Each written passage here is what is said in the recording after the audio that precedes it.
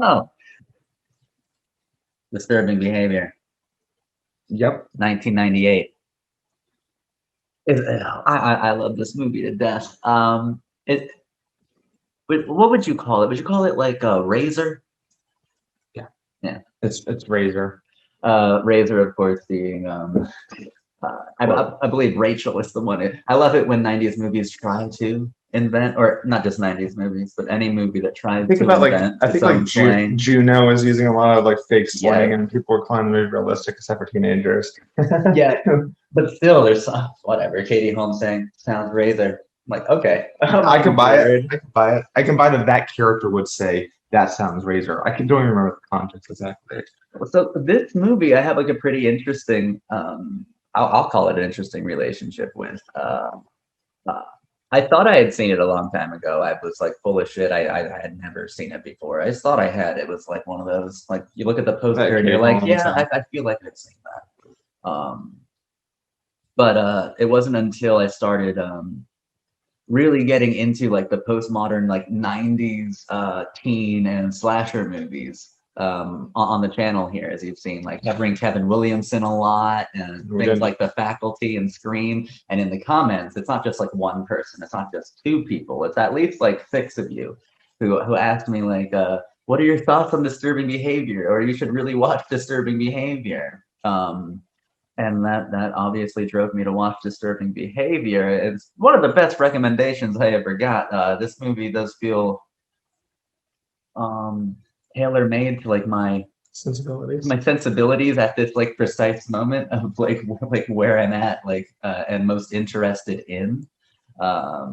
Which, like I said, is the postmodern, like late 90s, early 2000s thing. And this is such a good film. Of course, it's directed by Dave Nutter, who like I say of course because such a big name, that one.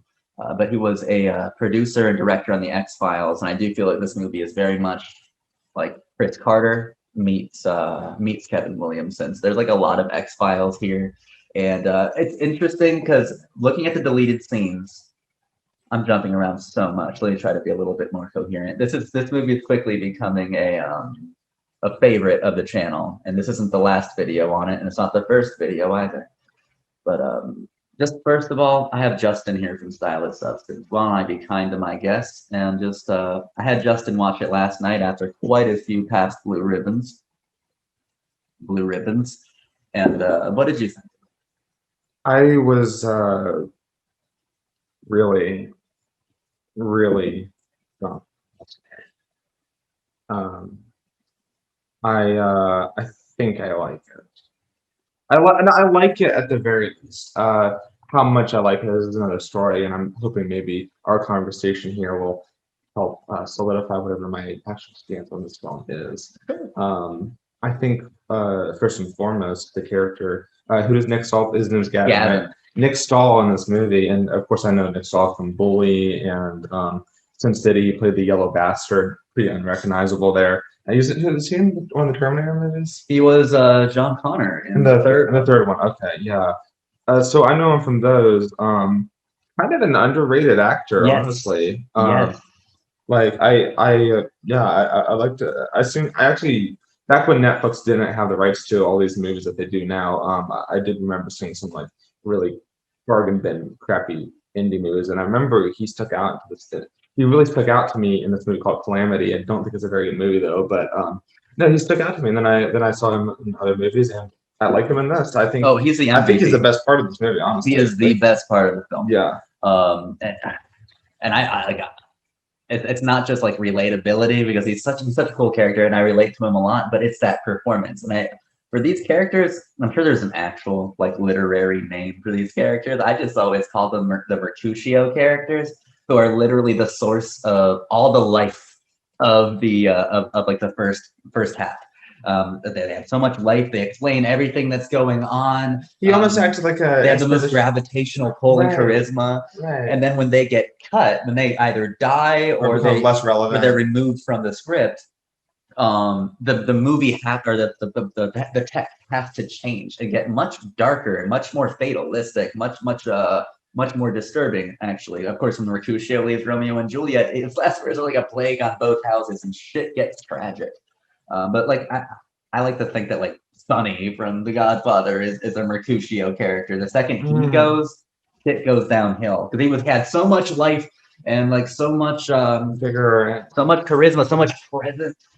More people from like Spring Awakening. There are so many characters like this, and in this one, of course, it has. And Gavin has that so much because if Steve is our analog as an audience, getting to know this place called Cradle Bay, who could ask for a better tour guide, a better confidant, a better friend than Gavin, who is literally like showing us, telling us everything. He has a wonderful scene at the lunch table where he's going by each table. And explain the different social cliques, and once again establishing the social structures, which we'll get into the Freaks and Geeks video that will come out later. Yeah, it could come out after this. But even then, it's really interesting because he's not just like saying like, these guys listen to classic rock. They're gearheads. He's also telling their specific power. Because I think like power in relationship to exactly, the other power is everywhere because it comes from Right. everywhere, and he's almost working up the food chain to the Blue Ribbons, who have complete authority and complete like recognition and renown. Of course, a Blue Ribbon being like a prodigy or yeah, a first place prize, something for great success, great achievement. Blue Ribbon, caps. And if you pick up on a Blue Velvet reference, we'll probably get into some Lynchian elements later, which is curious for me. I don't even like David Lynch, and I cannot deny that this one scene is definitely like a spitting image of a Twin Peaks scene. We'll get to that in a minute. I want to stay at the lunchroom for like 1 second. Yeah. I love. Like, you want to say what you said? Because it was pretty accurate. What I was saying about the lunch scene. Well, there's two things. First, I kind of recognize Gavin's basically kind of like guiding. What's Stephen? Yeah. Gavin is guiding Stephen through like the different lunchrooms and different social clips. And on one hand, it sort of reminded me of The Matrix, almost like Morpheus, like explaining like what the real world is in relationship to the Matrix. Even like a year before, because like, even after that, he's like, well, do you want to essentially take the red pill or the blue pill? These people are fucking being brainwashed, or they're aliens. They're a drug of choice. Like, I mean, like drug of choice. What you got? Yeah, and in that way, it's like they're establishing like the social cliques, the different like social structures within the context of high school and in relationship with one another. It's very interesting. Another thing that reminded me of some of Gavin's actually there's three things now. Another thing that reminded me of is sort of like the Shakespearean dialogue of my my own private Idaho. Yeah. And how the characters were talking to each other in that movie. Because there's a meter to it. There's like a rhyme to it. Especially for Gavin. Some of the other characters too, but especially Gavin. And yes, and we were saying it too. Not necessarily the content of his speech was like the Edward Norton. Yeah, 25th hour. Yeah, like not. I was going to get there. Yeah, the content. Well, but the rhythm. The rhythm and the delivery. Like the baggy pants. I can't like rap. Yeah, I can't remember the line exactly, but some of the lines are rhyming.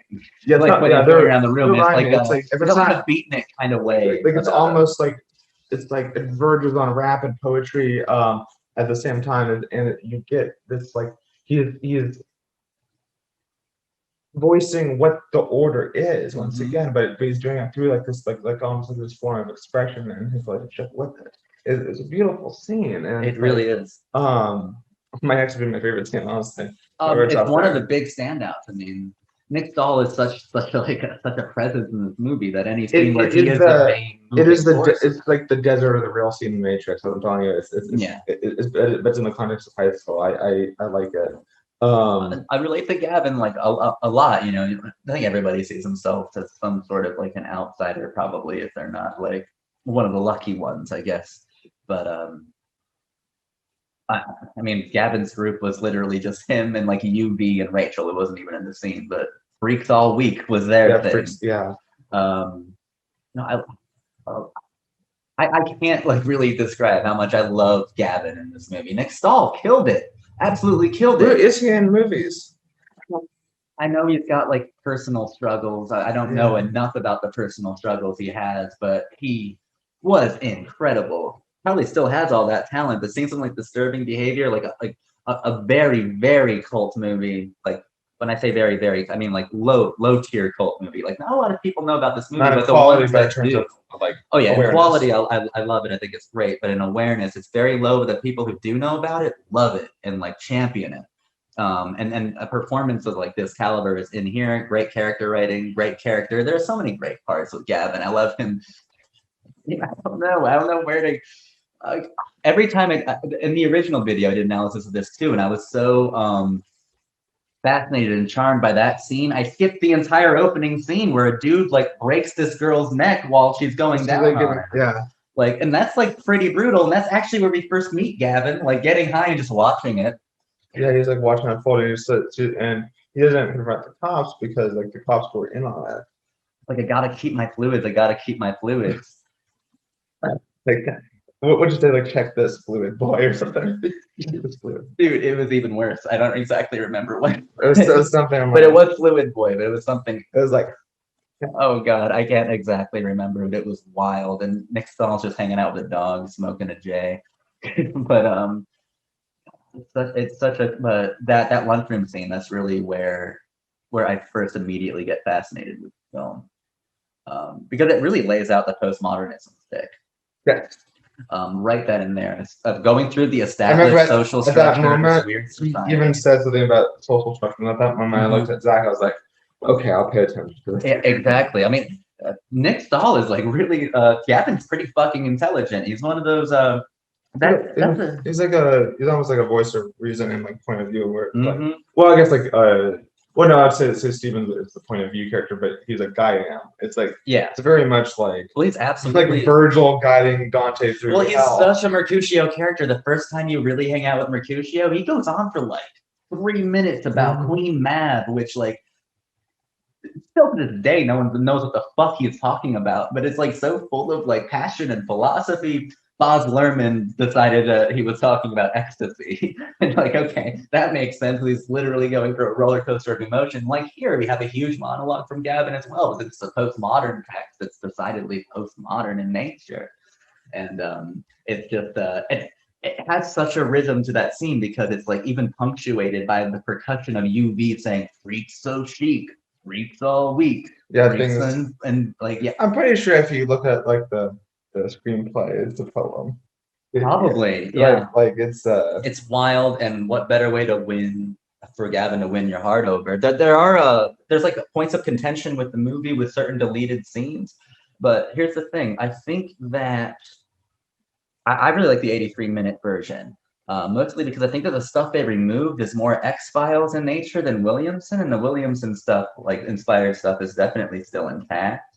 The stuff that was removed, which I might go into more detail on later, or I definitely will, has to do with like Gavin's character and stuff, like two different alternatives for what happens to Gavin. The cool thing about Nick Stahl as an actor is, as we covered in Bully and Sin City, he's so good at being a fucking villain. yes. So like here, he gets to like win our hearts over, and then when he turns, it's so perfect. He's already so good at doing that. Yeah. He's already so good at being a villainous fuck that like it makes so much sense. It's even creepier because it's like not only creepier, but if you're like I think the normal person who watches this, like me and people in the comments on my other video, my first video on Disturbing Behavior, were like, yeah, I see a lot of myself and Gavin as well. Like Gavin was me in high school. A lot of us on this channel, at least, maybe I just attract these kinds of people, which is really cool. Say the same thing.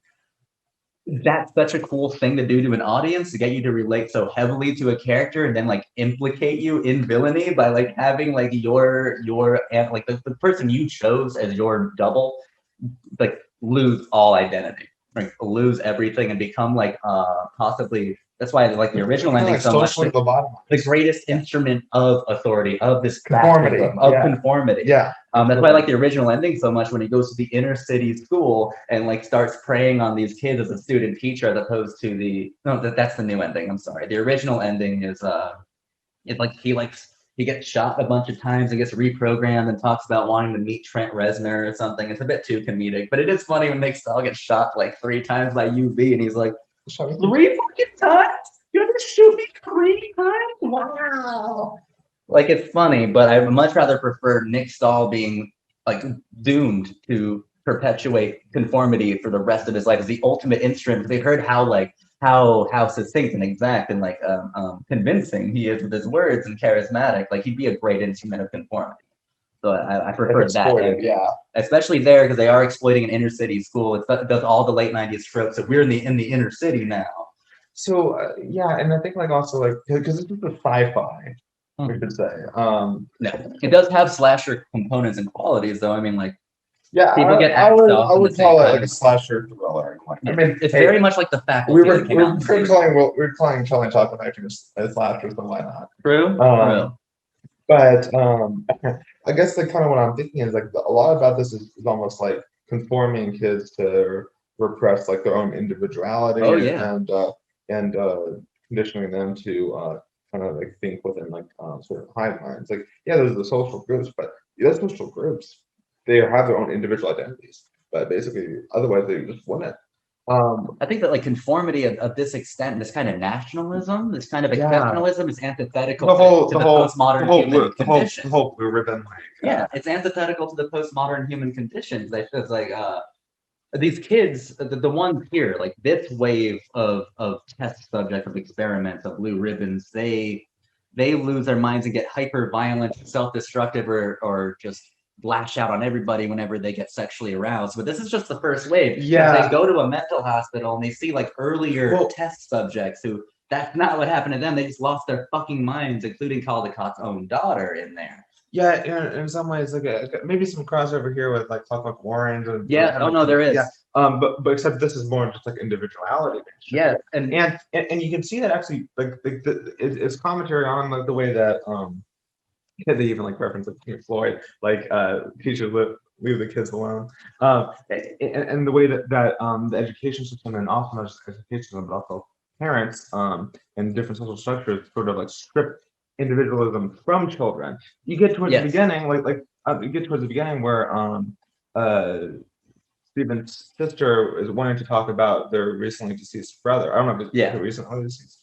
Oh, yeah, he recently killed himself. Yeah. So recently deceased brother, and the dad, they're on this topic of death, and there's like it's almost alluded to, and the dad is like, "We're not going to talk about this," and it's like, "Wait, you're."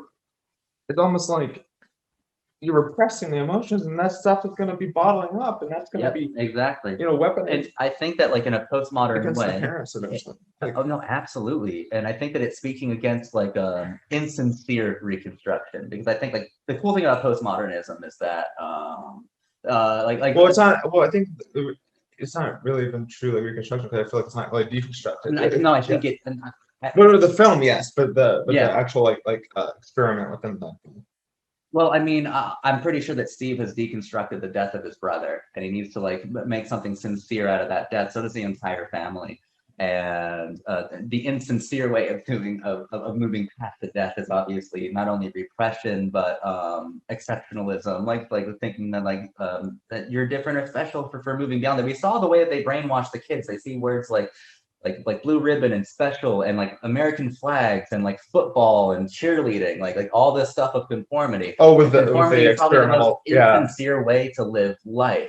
Because I mean, this is a postmodern universe. Like Gavin can't exist in a universe that's not postmodern. Rachel can't exist in a universe that's not postmodern already.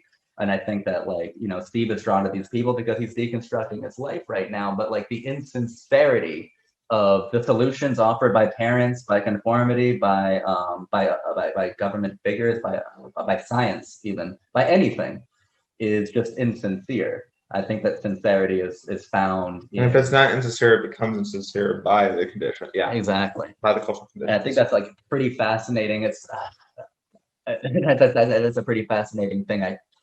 I think it's supported by the text. I mean, it depends on how much, but like it's interesting for sure. I think it's absolutely conscious about what it's doing in that respect. I will say I probably like I really do like that scene where like he's almost getting his eye drilled into it. It's like almost like the social lobotomy, just like he becomes so close to being like it's almost Verhoeven there, like the Total Recall kind of scene as well. Yeah, you can see Total Recall. I was thinking Clockwork Orange in my head. Yeah. there's a bit of sucker punch, those kind of ideas. That experiment with this almost like it comes so close to like the brain. Of course, Lynch. There's a lot of that. Oh, we can talk about the Lynch scene. I think it's actually really like well done. Oh no, it's a well done scene. I just told you like, hey, that's the. It's when she's smashing her head into the mirror. Yeah, so it's Agent Cooper at the end of the second season. It took a long time before the return. This is how this series ended, where like he smashes his head against the glass when he's like possessed almost, and it's like, how's Annie? How's Annie? And like that. And like she's saying like bad, good, bad. Yeah, it's literally like definitely a reference to Lynch. Whereas I don't think that at least here it's not like surrealist. We know exactly why she's doing this. And it's sexual frustration, it's sexual confusion, and it's repression, and it's like punishment. And then right afterwards, like I have a crazy chemistry quiz tomorrow. I have to go. Well, yeah. And so that's what I found interesting about this movie is that basically it's almost like one of the biggest things that's repressed is child and teenage like sexuality, where basically it's like they're told like, oh, you're not these like emotions and like romantic and like sexual feelings that you have for people, they're not valid and they must be destroyed. And on one hand, it's like almost like, and what does that make people do? It makes conditions, and you can I don't know how much like there's like direct commentary on like religion, but you can definitely extrapolate and compare something about how our villain does say science is God. Yeah, there's such an insincere thing to say. Like I like postmodernism, especially like these Williamson inspired ones, because like God is unimportant. Like God is unimportant. As far as culture is concerned, is good dead, right? But anyone claiming to be God is so insincere to be a villain in these movies. And not because there's like a sanctity of God, but because that's the most insincere thing you can claim to a child. And if it's not the church that's like having a hold on people's sexuality, it's the education system, and that's what's going on here. And so what basically whenever there's like a kill or like a close to a kill or until the climax, it's like it relates to sexuality, where like what happens to kids when they are basically repressed? They become angry, and then they get into this relationship where like, and this is true for a lot of like queer people, especially they're told that they're not like valid. Oh yeah, no, I think there's like a queer reading of this film as well. That they hate them, they're told like oh, this is a sin, it's bad for you, like just be straight or just be this, and or what have you, and basically, or even just like for just straight people, just like don't have sex, don't like, oh, you can't be going out with this guy, you can't be going out with this girl, and ultimately, like what happens basically, they can't take it anymore. It's almost like what I find interesting is like they become angry at themselves, at the world, they start lashing out, and that creates like this aggression, this violence, because it's actually repressed. Because they're not having sex with people. Oh, absolutely. And I think we're gonna go and dive into that much deeper right after I say one more thing. Maybe that Gavin lunchroom scene is one of the best written scenes of exposition I've ever seen in my life, because even when Cynthia walks by, like he even says something like it really shows, because we have to take Gavin's philosophy at the beginning of like the sincere way to live. And he's like, she's the purveyor of my every fantasy, the subject of all of my nocturnal emissions, like shit like that, like a playful thing. Like, yeah, it could be like, I don't think it's creepy at all. I think that's like probably healthy. It's a little creepy how he explains it, but just because it's weird. Well, I don't think it's creepy. I think it's like a sincere way of just saying like, it's just playful. I don't have any chance with this girl, but like, you know what? I'm not repressed. Yeah, but she finds it creepy, and he knows. She's literally brainwashed, and who cares? But I mean, I'm just saying, like if we take Gavin at the beginning, at the first half of Gavin being like the true and sincere philosophy, which I definitely believe to be the case. I mean, he has his own. He's a kid; he doesn't have everything figured out. But it's healthy. It's healthy for a 16-year-old to go like, I jerk off to that girl. Or even younger. That's healthy. It's healthy for a teenage boy to go home. And he knows where. Not only does he know his place within like the established social order, but he also knows like he knows where everybody else is. Exactly. At least for the most part. And he's not repressed. And I think like he's open about his sexual desires, though. Yeah, and that's what. And that's healthy to do with. Maybe in a practical sense. Maybe you shouldn't say it when you first meet a kid. like who you jerk off to. But it is healthy to say those things because what we get the opposite. So Right. what I want to Like, dive into here in a is less literal way, like based off. I mean, it's expressing like sexual like repression and frustration, yeah. like paper, you know. But sharing it makes you a lot less Yes, it's repressed. And I so think in it's that like, sense, yeah. And their group, the Freaks All Week, they might be small, but they're like they're good for each other. They share things with each other. I mean, Nick Stahl has wonderful lines like trying to, it reminds me of being a kid, trying to get old people to buy you beer in front of the convenience store and they just call you a loser and get the fuck away from them. And then he has a great thing like, the problem with this country is that no one wants to contribute to the delinquency of minors.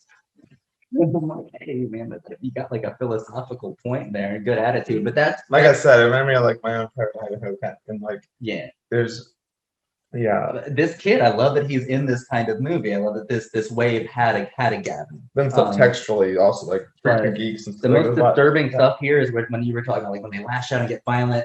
Katie Holmes and like the blue ribbon, the jock who is obsessed with Katie Holmes. So we first see in that scene, and like it actually is interesting. There's like interpersonal thing going on because like he hits on her, and she's pretty polite, but like says like, whatever, bye. And he goes inside the grocery store. But Gavin says like, yeah, you're flattered. You're flattered that that blue ribbon meathead is like into you.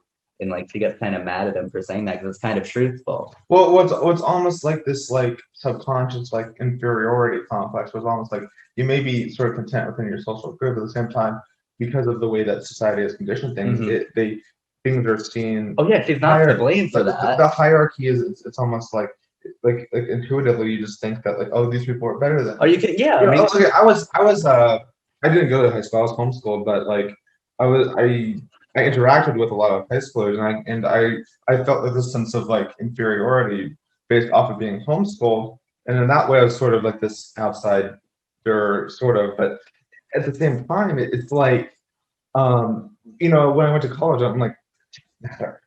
A lot of it doesn't matter. No, well, it takes a little bit. Like I think we talked in a couple of videos by now. I think postmodernism is so important in teen movies. That's where you first start to identify at least social stratification. It might not be when you start to break out of them. It's when you identify where you are. Because even when I was growing up, I was really into like the punk and goth girls, but like even then, I assumed like cheerleaders are on like a different level. Right. They're on like an elevated plane than I was. Yes, and that's kind of, and we'll go into this in the Freaks and Geeks video that we already recorded, but basically that's how the show. Well, that's why I think that's why I thought you'd like this movie because it does bleed over philosophically. Yes. Yeah. Of course, the Freaks and Geeks it's subtle and like very nuanced. Yeah. I like how punch in the fucking face this movie is. Oh yeah, absolutely. This is more of the other ones. It's as subtle as a brick in the small of your back, but it's fucking cool. Both undeniably postmodern text. Byproduct of but this jock is the most disturbing character in it for me. The one who like, why not? The one who tries to rape her. Yeah.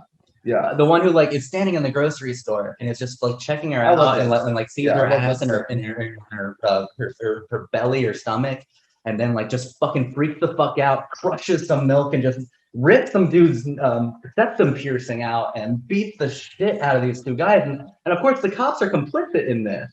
The cops like are trying to keep the blue ribbons like safe and healthy. Do you need to shake? Which I guess is code for like, do you need to see Dr. Caldecott to like get you back to good?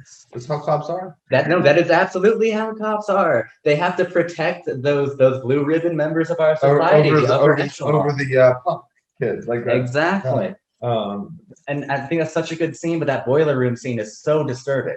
And like I actually fear for Katie Holmes because you don't know how dark the movie is gonna get. What's gonna happen, right? Like yeah.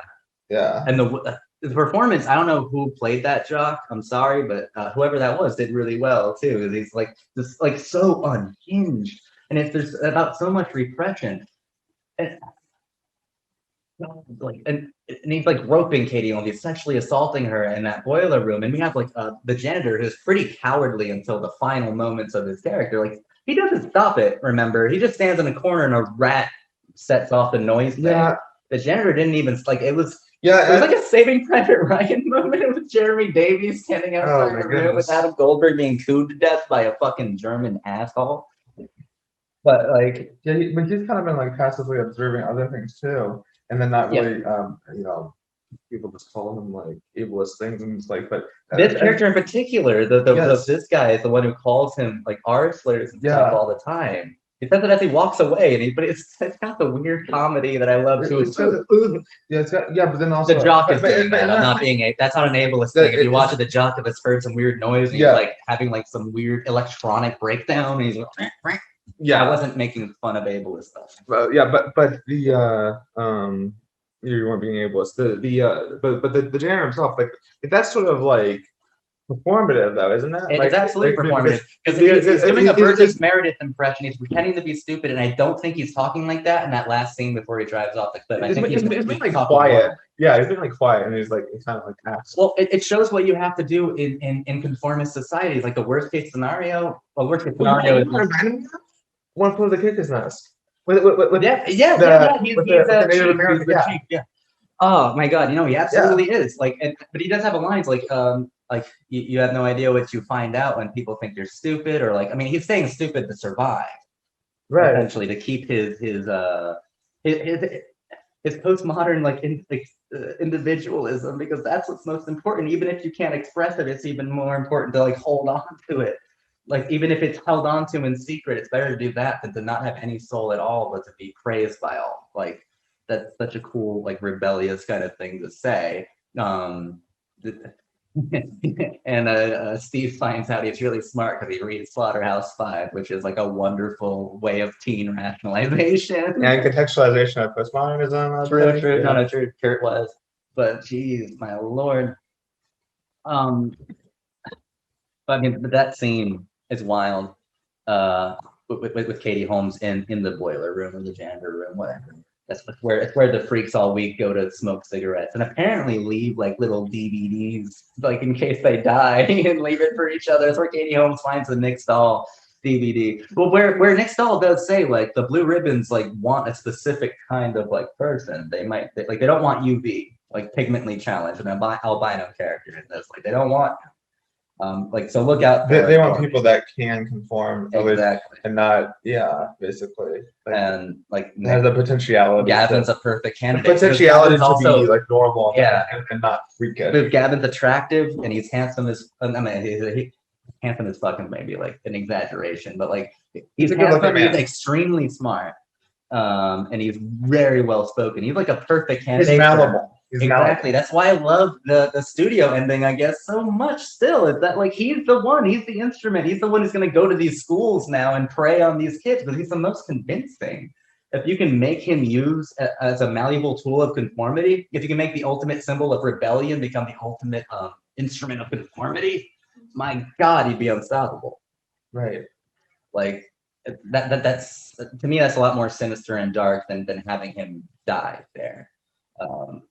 Besides, we saw like I like that there's no hope for the reprogramming, I guess, and like so many high school kids, all the Blue Ribbon stuff. Yeah, I would say that I'm not totally sure how to feel about some of the like that. Like I love it. I love William Sadler, the janitor's big moment is like, oh, hey teacher, leave those kids alone, and drives his truck off a cliff with like a dozen like 16-year-olds hopping on his car and kills them all. Yeah, I don't know what to think of that. What about Katie Holmes bashing in the rapist's head? That's pretty base. That's awesome. Yeah, not even. How about let's talk about Katie. Let's talk about Rachel as a character. Rachel. Yeah, I like. I mean, I also have a big crush on Katie Holmes, so I'm like biased as fuck. But if this film can teach me anything, don't be repressed. She's amazing in this movie and like really cute and hot. I like how basically she's she kind of like is like asshole to the guys, but then she's like always hanging around with them. Well, we started this with one of her quotes, like Razor. It's probably what this video would be called too. That's Razor or some bullshit. But no, Katie Holmes is a really cool character. I do like that I think that her subtle interplay is interesting. I do like we were just talking about. I think Gavin is beyond that social standing thing. Like he's so beyond it that he'll joke to Cynthia's face in a flirtatious way, because he knows he'll never ever be a candidate for a Blue Ribbons love. Whereas Rachel is actually like quite I don't think she's like quite intrigued by it, but she feels like her beauty is validated or affirmed because someone without shaggy hair, someone who is like a blue ribbon can see it. Yeah. I'm sure a conversation could be But- had well, about because what it's do just- blue it's- ribbons what's- see in these people. Well, it's by conventional standards. I think they see exploitability and malleability. Well, yeah, and maybe conformity loves to seek out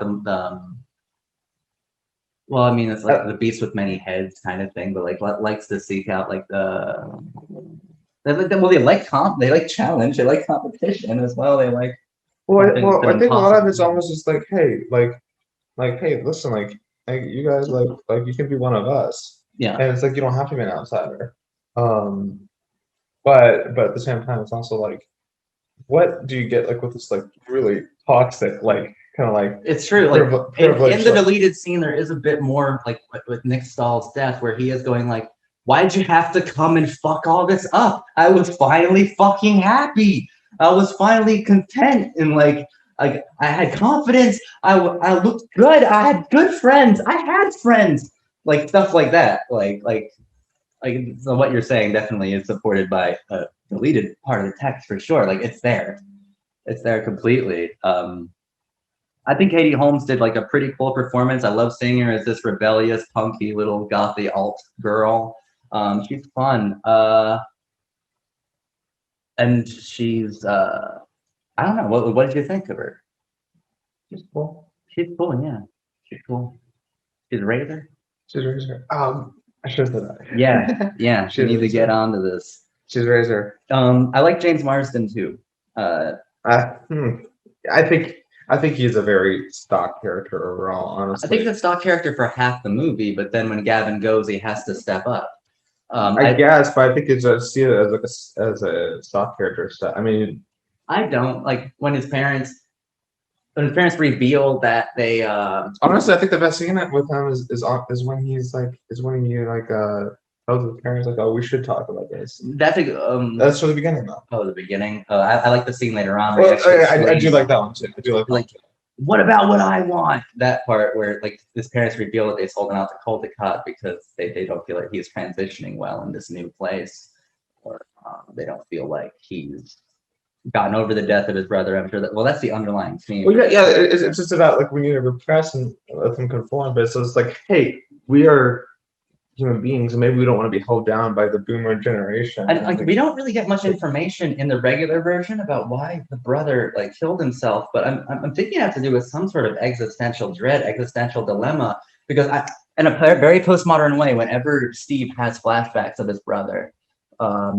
it's cinematically. It's in like very quick clips of home movies. Well, yes, I like the editing in those parts, honestly. Yeah. And like his brother does have one line, and it's something like, I don't remember it verbatim, but it's something like, don't worry about the snakes in the garden when there's spiders in your bed, kind of thing, which I think is like telling of like Steve has the audience has a lot of shit to work out internally before they can even worry about like the societal the stratification. Yes, yeah, exactly. And I think that line is mirrored by Caldecott's daughter in the mental hospital, and she's saying the same line over and over and over again about like the monsters that hide in the garden. Because now you're ready to confront those.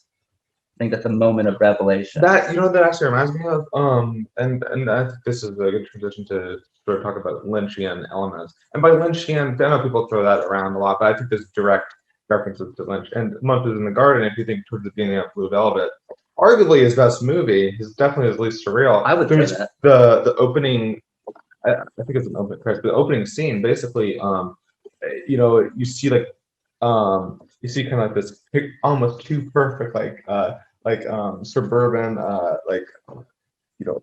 white gates, roses in the garden, man hosing, but then like when the guy has a stroke, you start getting up close like shot, close up on like the bugs that are in the garden. They're in like they're eating each other. Like there's an underlying monstrosity to nature that's beneath the surface level, and in a lot of ways, I think that's the modern text too, and this channel some of that in it as well. And I think like when I hear Monsters Garden, that's kind of what I think of. Like it does. I think that postmodernism works well with within a teen or even a college setting at the oldest. That's why I like stuff like this. Yeah, more. like I love like Freaks and Geeks and Rules of Attraction. Yeah, because when kids do sincere things, they do exaggerated things all the. It doesn't feel insincere. It feels weird when adults does something uncharacteristically melodramatically sincere, but it doesn't feel that way when a kid does it. Yeah, but that is ultimately what and maybe that's why Blue Velvet works better for you than some of his other movies. Oh, yeah. Because you see it because Colin, they're younger, you know, Yeah. right? And they're trying to be like me to be like the Exactly. but on the subject of that, I think like there's that obvious like Twin Peaks reference that I pointed out to you, where basically I think a lot of just like reference for reference sake, but it does play a lot with the same ideas that Twin Peaks plays with, and that some of Lynch's other films do. Also, Oh, yeah. I mean, Blue Ribbon, of course, refers to all sorts of things. There's a Lynchian. Yeah, but I'm pretty sure that unmistakable. perhaps Blue Ribbon.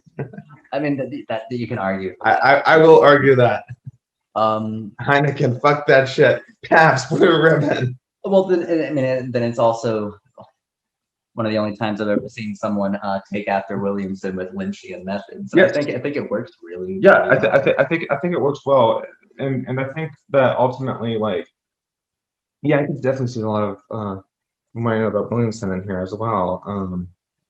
But I think ultimately it's still like, despite some references I may make to Lynch and Williamson and some of these other postmodern filmmakers and writers, I think it's still, it doesn't lose sight of its own identity.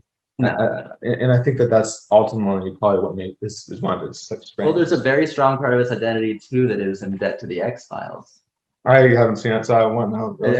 There's a large part of it as well. I mean, I Okay. guess if you take a cauldron and you put like equal parts Lynch, Williamson, and Chris Carter from the X-Files in there, or Dave Nutter from the X-Files, he worked on the show. So put that all in there. Oh, that makes sense. Huh? Yeah, you get this film. I'd be remiss if I didn't bring up some of my favorite lines. I maybe can't place in an awesome. I love that these blue ribbons hang out at the yogurt shop, and it gives Gavin these one. Yeah, because when the jock's first hitting on Katie Holmes outside the grocery store, he's like, "Hey Ray, you want to go to the yogurt shop with me?" And like Gavin like snickers over at Steve, and he's like, "Hey Steve, you want to commit an act of cultural violence or commit an act of cultural shock and go to the yogurt shop?" And then he finds Steve at the yogurt shop. They're all He's with the blue ribbons. They're trying to ingratiate him into their circle, but Gavin we're at the yogurt shop, huh? A shoppy. What the fuck's a shoppy? Yeah. Like, that's such a funny fucking line. But I love that. Steve goes with him. And then we get some Williamson-esque Columbine lines where like Gavin's walking home and he's like, "You don't get it." Oh yeah. First, Gavin shows up at the parent-teacher conference. He sees his own parents are there to sell out their son, to sell Gavin out to be brainwashed. And he's like walking along. Of course, Williamson-esque takes place in a fishing village, so they're walking on the shore of this lake or river, what the fuck ever it is, this body of water. And Gavin like has a gun. And he's like, "I'm gonna go home and I'm gonna fucking kill everybody there. Call the cop, even my parents. Like gonna go home and fucking kill them all." And like wrestles the gun away from him. And there's something very Columbine about a kid with like shaggy, an outsider kid with like long hoodie, like telling things gonna kill all his classmates and his parents and his mean teacher. It's still there. And this is before Columbine, and it's still like. You watch these movies, and you're like, projective cinema. It's like, how the fuck did you not see there was an issue?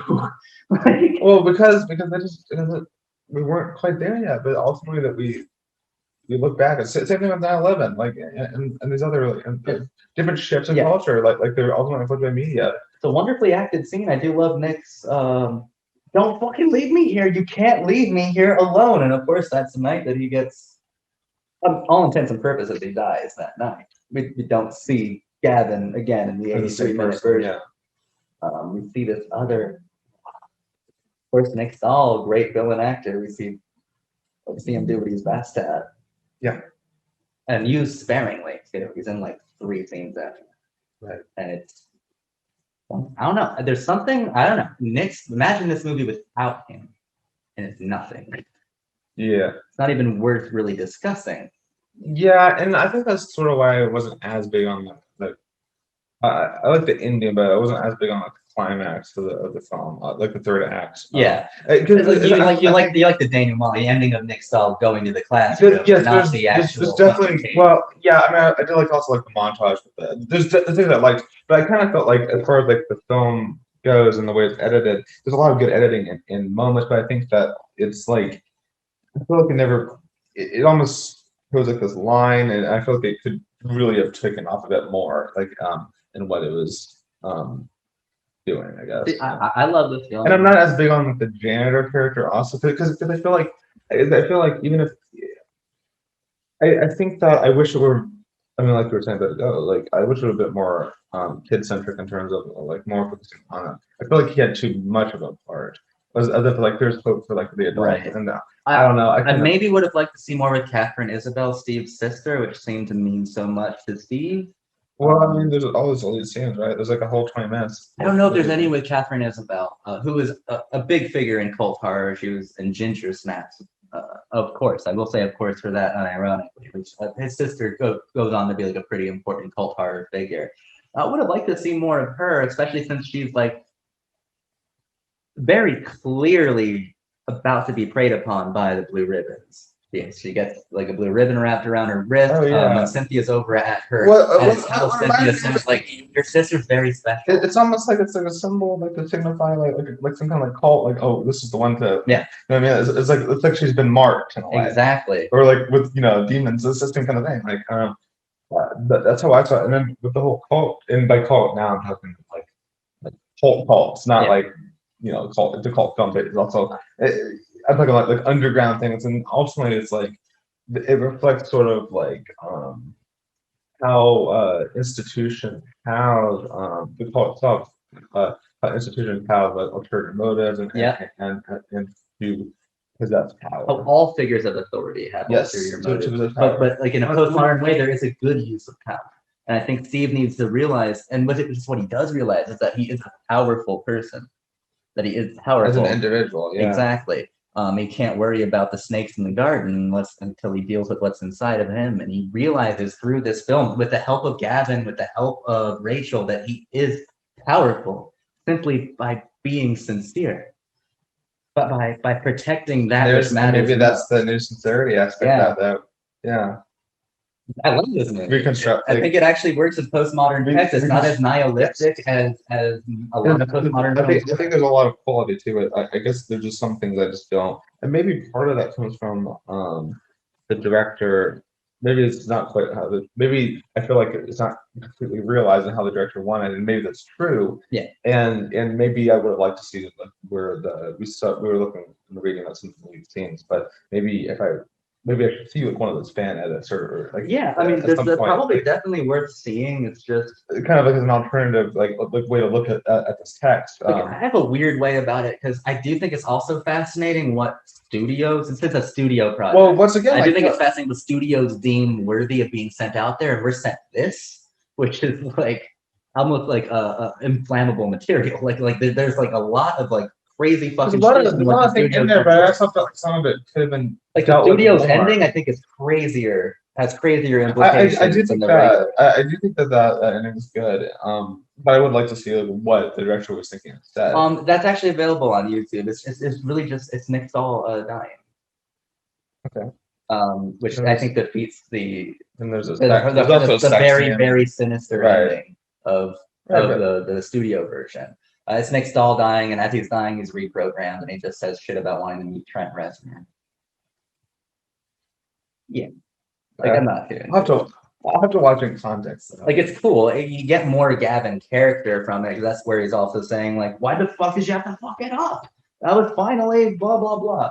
Well, there might betray some of the things about Gavin's character too. Yeah. Gavin as a character, I don't think even internally would want to do anything but maybe fuck Cynthia, the blonde girl. Like nothing else but that. Like I'm sure he's fine. And then fine with his not have to deal with like paranoia, basically. Paranoia, everybody's coming to get me.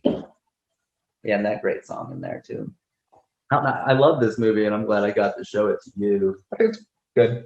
Yeah, I love it. It's really up my alley, and of course I have to like thank the different commenters over the course of the last like 10 months who just kept asking me what I thought of it, and I kept Because thinking you're a I'd Katie already Holmes seen it. fan too, so I'm a huge Katie Holmes fan, right? Yeah, dude, I've made thirst videos just dedicated to waxing poetic over Katie Holmes.